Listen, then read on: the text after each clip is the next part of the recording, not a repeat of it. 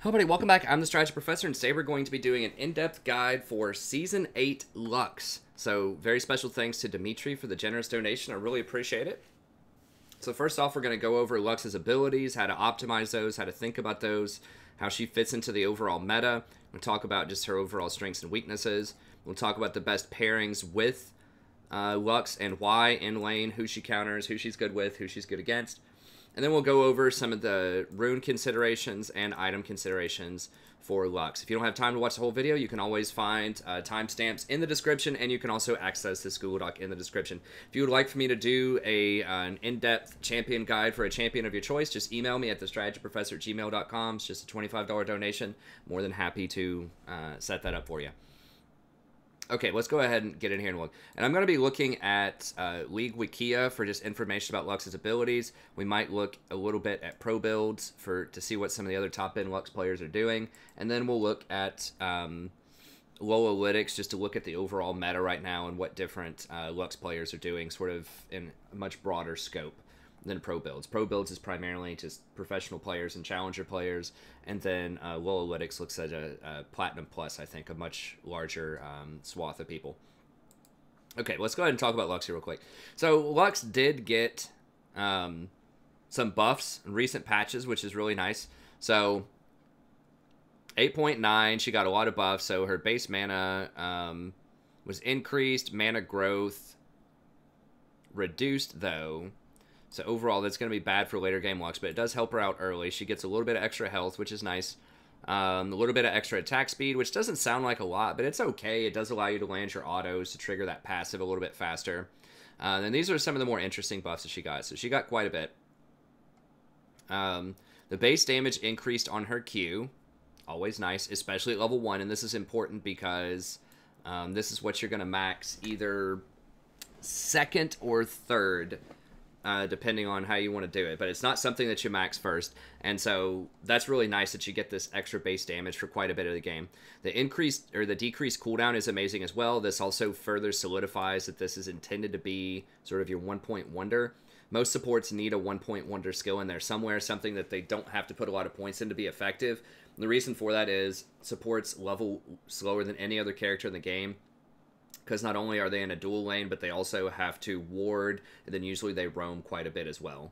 And so that means that you're just going to have really low ranks. So a lot of games will probably end when you're level, 14 or 15, maybe even lower than that. And so you're just not going to be able to get a lot of points in your final ability in many of the games out there. And so it's really important that you have that one ability. You can stick 1 point in it. That's great. And then just max out the other two. Okay. And the mana cost has been reduced too. And this is a very, very big deal because Lux has a lot of mana problems early in the game, especially since they've nerfed tier. Here it's going to be harder to go for kind of a tier build if you wanted to do that on Lux. So lowering the mana costs and lowering the cooldowns are very big deals. This is what I've been saying about Lux for a long time. That's what's been holding her back as a support. Because if you think about historically the best AP supports, like Zyra specifically, they have really low mana costs and really high base damages so that they can get the spell penetration items like Rylai's, and they benefit very heavily from things like Sorcerer's Shoes. So she doesn't have that. She's not going to get Leandri's, but at least now she's getting closer to having pretty reasonable cooldowns and mana cost for the early game. Now, Prismatic Barrier, usually you had to hit somebody on the way out to get the double shield on the way back. Well, now you get the double shield no matter what on the way back, which is really nice in case your ally moves out of the way or they, it just doesn't hit somebody for whatever reason.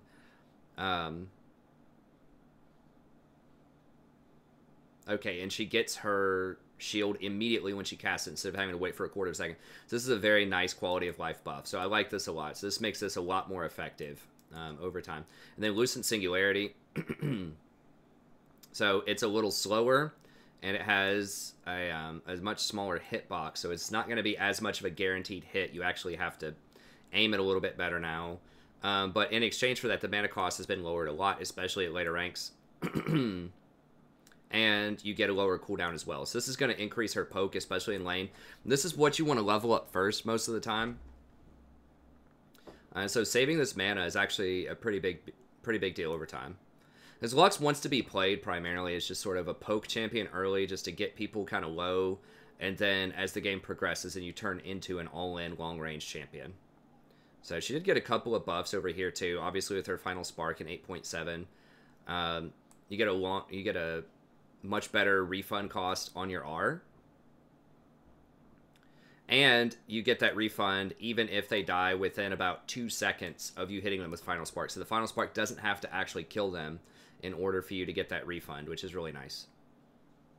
And they buffed her a little bit, you know, earlier on in the season. So she has been getting a lot of buffs over time. I don't think that she's like the top tier support right now, but she is fun and she is more viable than she used to be, for sure. So let's look at some of her numbers here. So the light binding now has this static cooldown of 10 seconds, which is nice. It doesn't cost very much, which is good. But the thing is, you don't want to max this early on because it's relatively hard to hit. It's a pretty slow moving projectile, and if you hit people, it's nice. It does some decent damage, but it still has a fairly long cooldown, and it's just unreliable to be throwing these out. Also, you need to hold on to this a lot of times in case they engage onto you, because this is your only real peeling tool. This is your 1 CC that you have.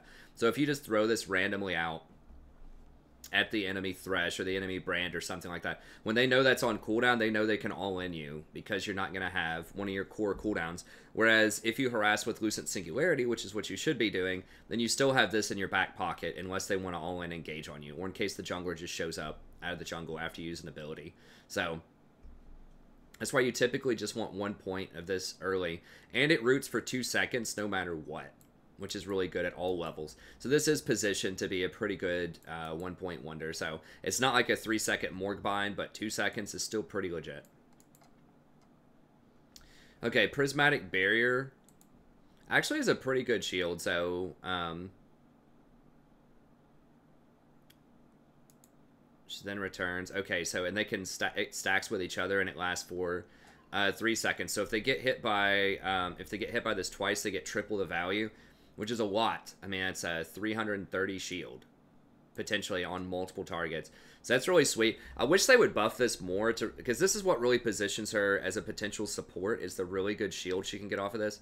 But the speed is kind of low, and you have to actually hit people with it. And you sort of self-stun yourself while you're casting it. So it's a little awkward. I wish it didn't stun you while you were casting it. Like, you could just do it while you're running, kind of like a Janna shield. And I wish that this moved just a little bit faster, or didn't have as much range. One of the awkward things is it always goes to maximum range, the 1075, and then it returns back. So if you're just trying to hit your ally that's like right next to you that's getting attacked, then it's going to take, you know, an extra 2 seconds for it to go all the way out and then come all the way back in for the big shield. So I wish that you could reactivate it to send it back to you. So you throw it out and then reactivate it and it comes back to you.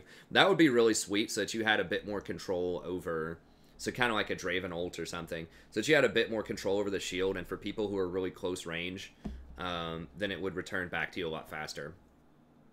And it would be nice if it snapped back to you faster than it went out. It would be really good. So in that sense, sort of like a like an Echo Q or something, which is kind of slow going out and then coming back in. Maybe not that slow going out, but something like that. You know, reasonable speed going out, and then whenever you press it again, then it snaps back a lot faster.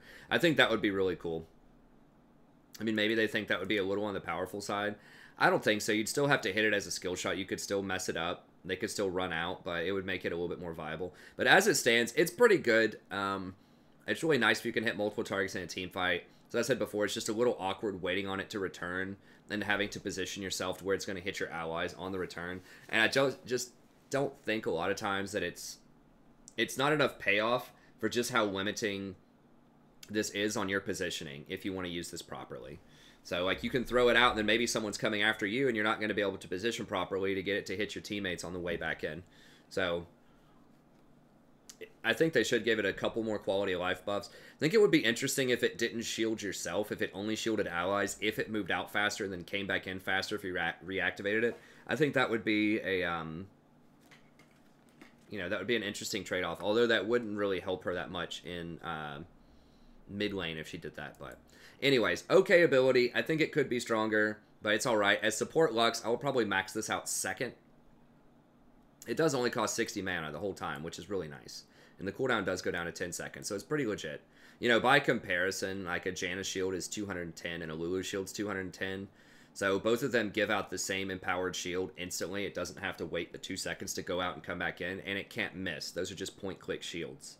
So yeah, in the best case scenario, this is better than a Janet or a Lulu shield, but in most scenarios, it's going to be about the same and probably even a little weaker because it only has a 0.4 AP ratio. So if you think about it like that, the fact that Janna and Lulu can just point-click on somebody and get something that's just as effective, or a lot of times even more effective because it's more reliable, this doesn't seem fair because this one is so much more difficult to land, especially on the way back, with all of your allies running around and not understanding what it does and, you know, doing their standard Clown Fiesta thing. It's hard to hit them with multiple applications. So I wish they buffed this up just a little bit. Like I said, if you could just reactivate it, that would be a godsend. But as it is, it's decent. You can go ahead and get it. Max it out second. Now, this is the first thing that you'll want to max here, and this is very, very good, solid, reliable harass. You just spam this on top of them over and over again.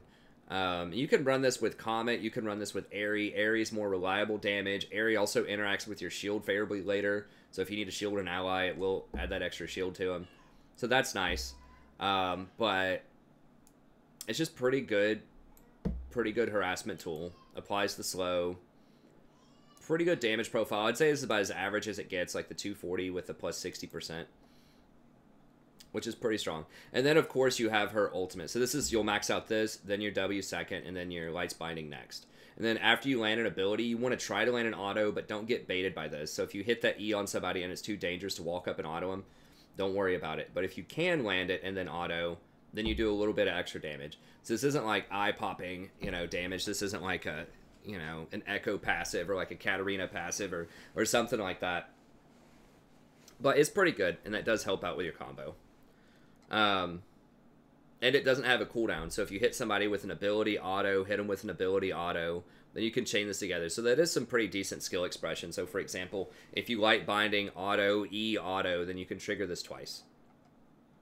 Final Spark also triggers it. Now this is obviously her marquee ability, has insane range, the 3340 range, and it has a really low cooldown. So this is kind of what Lux is known for in many ways, is her ability to just spam this out, you know, over and over and over again. And it does really high base damage, right? So the AP ratio is okay on it. That's pretty good, 0.75. But the base damage is extremely high, the 300, 400. And it's a lot wider than people think. It hits a lot of things.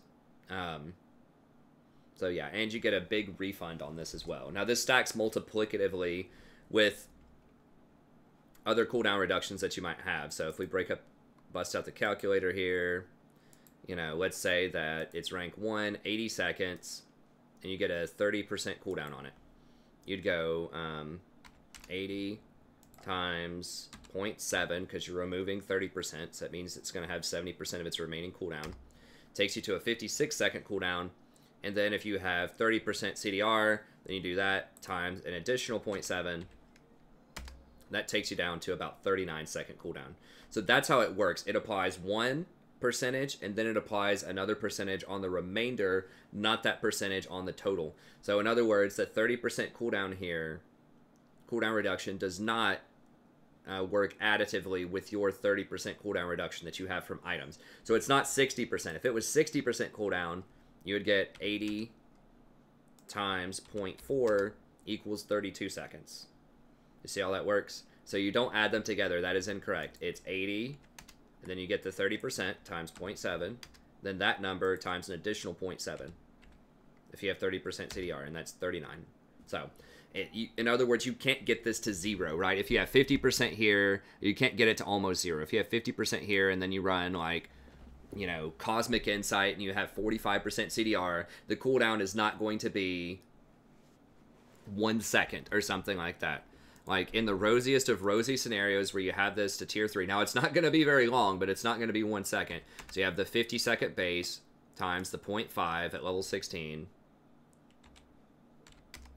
Then multiply that times the 0.55, because you're reducing it by 45%. So there's 55% remaining. So the lowest you can get it is to about 14 seconds. So not like 1 second at 95%. Or 2 seconds rather, but you know, 14 seconds is still pretty good. So you can't like machine gun it out. But in theory, in a really long fight, if you were completely decked out at like 6 items and you're level 16, you can maybe get this off twice in a really long fight. Okay, but usually it's once per fight. Now, a problem with this, too, is it kind of encourages you to get those kills. Like, you really want to snipe these out from people so that you get this cooldown reduction, which is alright for solo queue, but, you know, that could create a problem with some other people on your team if it looks like you're constantly sniping their kills. You know, it just depends. But she is incentivized to do that.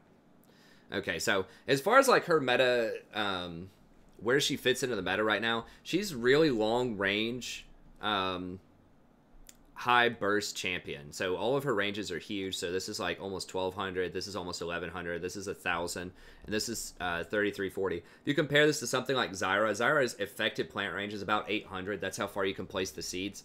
I think her E might reach like 1000 and her Q might go to 850. But realistically, the plants are the major damage. Brand's effective ranges are similar. They're about 800. That's how most of the other mages are, with the exception of like Vel'Koz's bot lane. A lot of them are about 800 effective range. So she can outrange them. She can outpoke them. So she's very good against champions that don't have a heal in their kit or a shield to mitigate some of that damage. So very good against something like a Zyra. Very good against Brand. Good against something like a Fiddlesticks. Fiddlesticks can heal a little bit on a wave, but... you know, she is going to be very effective against some of those shorter range champions. Even something like a Lulu can be very effective. Now, someone like Xerath also has this ability. So, you know, you'd have to decide whether you want to play Xerath, Vel'Koz, or Lux. They're similar. But Lux is going to be able to have that super high burst team fight damage on her ult. And that's something that Xerath doesn't do. So Xerath might be able to poke a little bit more. And she does, but she's going to have better all-in burst early on. And I think she has better mana management than him, too, especially after some of these buffs. So, that's sort of her position. The overall meta is just a really good sort of siege mage that has pretty reliable poke in lane. Now, she doesn't have a lot of CC. Remember, light binding is all she has here, so if she gets flanked or ganked, it's going to be a huge problem. So you have to be aware of that. If they have a really dangerous early-game jungler, then that could be a problem for you. Move this up a little bit here so I can see the time. There we go. Then that could be a problem for you, but you know, you just need to be aware of that. That's what she does. She has really high poke, but she doesn't have much peel. If she gets ganked, it's probably going to be an issue. Okay, and so she's really good with other champions that also have long range abilities. So the #1 champion that you want to pair her with here is going to be Jhin.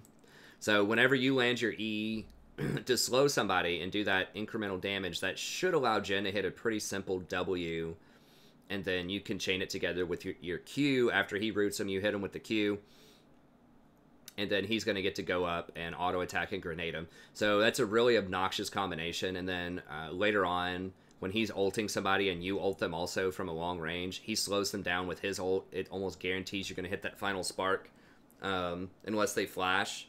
So they are a very obnoxious combination for just like a push poke lane. So if you're going to play Lux and you have like a duo partner, or you just want to break her out every now and then she's a pretty good combination with Jhin because they both have this kind of long range synergy going on about them. Caitlyn is also similar. So Caitlyn can push in and poke. If you manage to land your light binding, your Q, then Caitlyn can put a trap on him and blow him up that way. And then Caitlyn has that long-range snipe to complement your, once again, to complement your ult as well. So if she's sniping somebody from a distance and then you ult to finish them off, that's quite a lot of damage from a long range. So, you know, she works very well there too. Then Ashe is another one that's pretty good. Ashe does have pretty good poke in lane. And then, you know, once again, if you slow them with the E, kind of like the Jhin combo, you slow them with that E. As soon as you hit them, Ashe hits them with an arrow, you lights bind them, ult them, they're going to die. So just these really long poke champions either have good long-range CC or good long-range damage is going to be good with her. And then she's very good, like I said earlier, against these kind of mid to low-range champions like the Zyra, the Brand, the Lulu, who aren't going to have a lot of sustain, and they're going to be, they're not going to be able to trade back with you in a lot of these fights.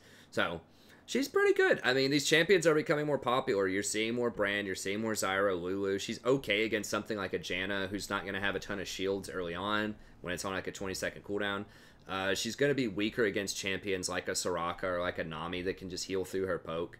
But overall, pretty good positionality. She's very weak to assassins, though. I just made my mid-tier lane tier list video, and you'll notice a lot of what I think is really good right now are going to be these assassins, right? So if the enemy has a Fizz, a Zed, Talon, Katarina, all of that kind of stuff, it's going to be really, really hard to win with her. So, you know, I wouldn't recommend blind picking her every time, but if you do enjoy her, these are the types of lanes. You want to be able to outrange those AP champions, and you want to pair her with one of these 80 carries that has some long range, you know, crowd control interactions with her. So her overall strength, she has very reliable poke, high burst damage with her ult, decent shielding in the team fights. If you hit them with both of those, both aspects of the W, then it's a really big shield. The problem is that reliable in a Clown Fiesta, given how slow that shield moves? It's tough, but it is nice. If it does land, it's nice. So if everyone's all clumped up and they're doing this, you know, clumped up 5v5, she loves that. You can just toss a shield out in there, you know, throw an E in there and just ult and just, you know, blow everybody up while at the same time shielding all of your allies. She has decent shielding for those team fights, those long ranges. So that's really what distinguishes her from other mages, is very long range, high uptime on her ult. So overall weaknesses, squishy, relatively low base damage on all abilities except for her ult. You know, if you compare the damage on something like Lucent Singularity to like Zyra Plants, or like Brand's combo with his passive, it's just not even close. But it still is like decent. It's not like it's awful damage. It's decent damage. It's just not as high as some of the other mid lane champions, but you make up for that because you have much longer range. And your ult, of course, just does a ton as well. Okay, so let's talk about her runes a little bit here. As far as like what you should definitely go into sorcery. It's debatable whether you should do Comet or Airy. Comet you can proc a lot more often, and it's going to give you more damage and more scaling. But they can still walk out of it a lot of times with the E. And Airy is going to be able to provide that shield as well when you shield people with your W. I think most people are going to go Comet. I'll actually change it over to Comet. I think a lot of people are going to do the Comet route. Just because you do get the slow on the E, and obviously if you bind them with a Q, it's going to hit with Comet. And you are going to be getting a decent amount of AP to scale with that, so that's pretty good.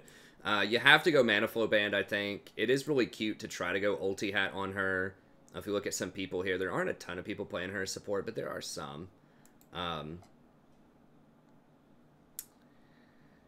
You know, this guy's going Ulti Hat. Here's the thing. That's obviously going to be good post 6. You're already going to have a really low cooldown on your ult if you're using it properly, because remember, this stacks additively, or multiplicatively rather than additively.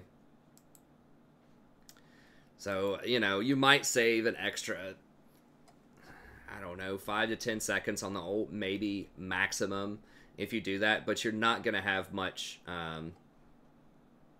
mana regen if you do that as well. So look at like Dumbledoge. I guess a lot of people, now he's going Airy, a lot of people are going for that ultimate hat. So I guess you can do that, you know, it does give you more ults. I'm just concerned because before you finish your Ludens, I think you're going to have a lot of mana problems. I guess you can get Lost Chapter, and that might be okay, but I just feel like you're not going to be able to spam your E enough to land consistent harass in lane unless you take Mana Flow, but it looks like a lot of people are taking Ulti Hat. Let me see what people are doing here.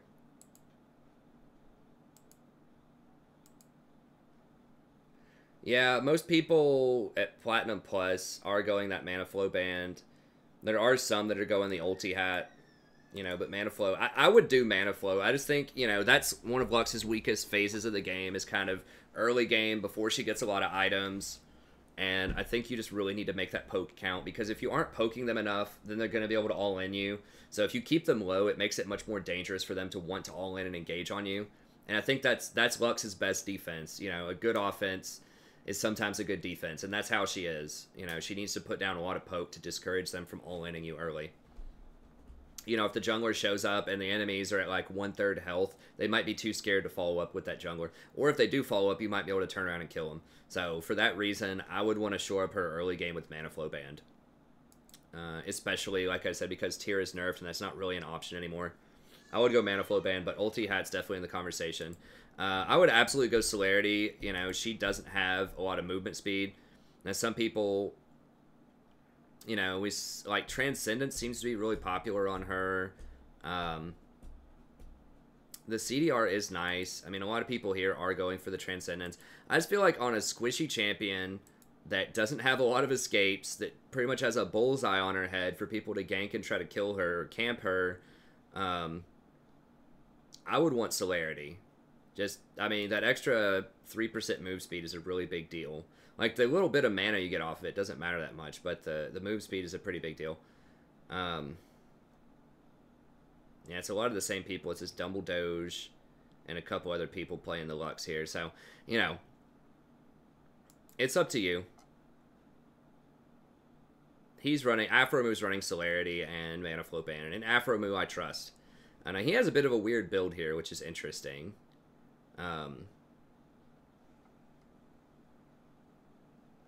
Do they have like a fed assassin? Yeah, they had a really fed Zed. So this isn't standard to get Hourglass, but Afromu's just adapting his build because Zed can just one-shot him once he gets 15 kills. So, you know, he had to adjust and get that.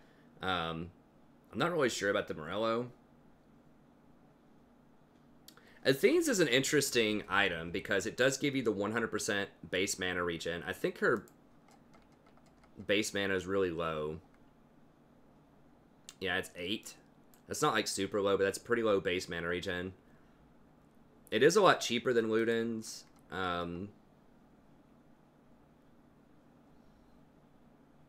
You know, it does. So if you get the mana regen off of Remnant and you get the mana regen off of this, the 100%, and that does give you a little bit of healing for your allies as you're doing damage with Poke. I mean, maybe there's an argument for going Athene's early on Lux. It is really weird.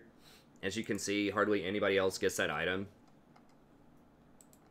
So Afromu, maybe he's just trying it out. Almost everybody's going to go Luden's early on because you need that 20% CDR. And just that solves all of your mana problems, and it gives you extra burst. The thing is, it's a lot more expensive than Athene's. So you could try out Athene's, you know. I don't see a lot of people getting it. It does look interesting. Afro is one of my favorite supports. But it is interesting. And then Scorch would be sort of your complementary thing there. Then you always get Footwear and Cosmic Insight. The reason for this is you really shouldn't be getting hit by stuff because you're so long range that you really don't need to get the Bone Plating that everyone else gets, the Bone Plating Chrysalis. So pretty much everybody's going to go Cosmic Insight, Magical Footwear. There might be some matchups where they have Poke back on you or where you're going to be burning through your mana really quickly where you might want Biscuit. But by and large, it's almost always Cosmic Insight, Magical Footwear. That's just the best bargain for what you're doing. And you shouldn't need the defensive runes if you're positioning properly. Now, as far as items go, Luden's, like I said, is kind of #1 here that you want to try to aim for. It is very expensive, though. It's 3,200 gold, so it's up to you. It's really strong if you can get it, but the game might already be kind of out of your hands if you're losing. So as something to consider, you could do Athene's, you could do Twin Shadows. Now, this is another one that just recently got buffed. You got an extra 10 AP on it. It seems really good on Lux. It gives you that movement speed to help keep you safe.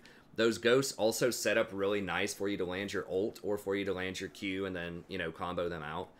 And it gives you that extra scouting off of this as well, so that you're not going to get caught out and killed by the assassins as much. So it gives you the escape, it slows them, it gives you the scouting, it gives you the movement speed, it gives you the cooldown reduction. It's a cheap item. Relatively cheap is 2,400 gold. The only real downside of this is it doesn't have any mana management on it. You don't get any mana out of it, either flat or regen. So that's really tough on a champion that needs as much mana as Lux does. So, you know, Biofrost is getting it here. He only has the Frostfang and he does have Lost Chapter. So I guess what you could do is you could go for Lost Chapter and then go into Twin Shadows instead of completing Luden's. So that's going to give you a lot less burst damage that Luden's would give you. Although, I don't know. This gives you 70. This gives you 40. That's 110 total ability power, and Luden's only gives you 90. This gives you the same CDR, 10% on each one. So it's a total of 20%. Gives you the 300 mana instead of the 600 mana. But who cares about that? This gives you the leveling up, restores 20%. I don't think Finished Luden's gives you that. No, it replaces it. So you don't have the burst off of Luden's, but you get... I'm kind of interested in this now. But you get 20 extra AP. You have the same CDR. You lose 300 mana. For 20 AP, and you get more movement speed. You get 10%, or you get 7% move speed, and you get the ghosts. And it's 2,400. How much is this? I don't remember. Lost Chapter, I think it's 1,200 now. So that's 3,600, so it's 400 more gold. I don't know. It's iffy. It's iffy, but some people are getting Twin Shadows, so that does let you line up your skill shots better. It gives you all those things that we talked about before, but I have a feeling that it's definitely less burst and it might be less efficient overall. But anyways, it's an interesting option. It's definitely something that you're seeing pop up. Most people still go the Ludens, as you can see, but you're seeing it pop up a little bit more. I'm not a huge fan of Morellos. You can get Morellos. It does give you the Magic Pen and the Grievous Wounds. If they have a lot of healing on their team, then you can get this. I think it's still like 2,900 gold, though. It's pretty expensive. But that is definitely an option that you can get as well. And then Death Cap, of course, is going to be something that is super good.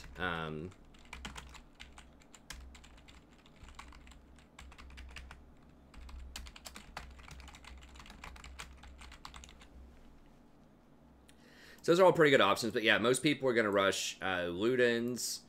Some people might go Lost Chapter. I feel like you have to at least go Lost Chapter so you have some mana regen first. And then if you want to go Twin Shadows, then you can do that. Now, I like going Nomad's Medallion, and I know this is very controversial. Everybody's going to go Frostfang, and you can do this. The issue with that is you do have pretty guaranteed harassment with your E if you land it, so there's a good argument for Frostfang on Lux. But on a lot of champions, if you're in a losing lane and you just can't land a lot of harass for whatever reason, then Nomads make sure that you're going to get those wards by 10 minutes, which is very, very important for your mid game. But I guess because you have such long range, you know, Frostfang's okay. And it does give you the extra mana regen if you want to pair that together with something like Athene's to get extra ability power out of it. Then that could work. So overall, this is what, you know, most builds are going to go Frostfang into Ludens and then into some other big item after that. Either Morello or Death Cap are kind of the two most common ones. And some people are playing around with Twin Shadows. That makes sense, especially if they have Assassins that you need to keep track of so that you don't die. And if you want to make sure that you have a higher probability of hitting those skill shots, especially against champs that don't have a flash or a dash in their kit. So if they're just trying to dodge your skill shots by just walking from side to side, then Twin Shadows is going to be great. If it's against like an Ezreal that can just blink out of your skill shots anyways, then it's not going to be as great. So you kind of have to feel out what the enemy team comp is doing and just how effective these shadows are going to be. But anyways, that's going to be it. So we'll keep this guide relatively short. I am trying to make them a bit shorter for Lux, so hopefully this helps you out. She doesn't really have that dynamic of items. Her items are very expensive. So, you know, she has to go Frostfang and then usually Ludens. That's a lot of gold tied up as support. Then you have a little bit of flexibility after that, but most of these items are also very expensive. If you want to go Morellos, which is really popular, or Death Cap. So, unlike enchanters that constantly have to think, okay, do I need to get Redemption first, or do I need to get Ardent Censer first? Do I want a Mikhail's here? Do I want an Athene's here? You know, do I want to get these other types of items? She really doesn't have that kind of flexibility with her build. It's very linear, which is nice. If you're the kind of person that just wants like blueprint, like get this every game, then she's one of those champions. If you're someone who likes to have a bunch of dynamic stuff you can get in different situations, you know, it might be a little iffy. You can go something like a Redemption on her. As you can see, nobody does that. Even the people who run her as support just don't ever do that. Just because, like, the main reason you're playing her is for her poke in the early game, and for her ability to, you know, just blow people up later on with her all-in damage. And so, like, Redemption, like, there's one person here who went 2-8 that was trying to go, like, you know, tier into Redemption and Shirelias and all that stuff. And I just don't really think that that's a good build most of the time. Now we have Fly here who's going Shirelias. I mean, you can make an argument for Shirelias, but you really don't want to be running at them, you know, as a Lux. Now you're seeing a lot of these tier builds. This was very popular, and this is pre-patch. You would get tier on her all the time, but post-patch that has definitely changed. So that's why you're seeing all these Archangels before the nerfs to tier. And now, after the nerfs to tier, pretty much everybody, with a couple of exceptions here, people who are still trying out the tier stuff, almost everybody has shifted over to Ludens, as you can see. So yeah, once you get your Sork boots, your Ludens, and just like one other big ticket item, like either a Death Cap or a Morello's, unless you're super snowballing hard, you're just not going to have money for other builds. So once again, that's great if you just want the blueprint, stick to the same plan, just practice it every game and just focus on your macro a little bit more and not worry about itemization and things like that. It's a good pick for you. But yeah, that's going to be it. So thank you very much. As always, I really appreciate it, Dimitri. For those of you out there watching, let me know what you think about this new format, trying to keep it to about, 30 to 35 minutes instead of the hour-long guides. It's a little bit easier to do with Lux because her itemization is so linear, so I don't have to talk about why to get 12 different items in different situations, because she wants the same thing in most situations. So anyways, let me know what you think about the sort of the format here and the time, and otherwise I'll see you next time. Have a good day.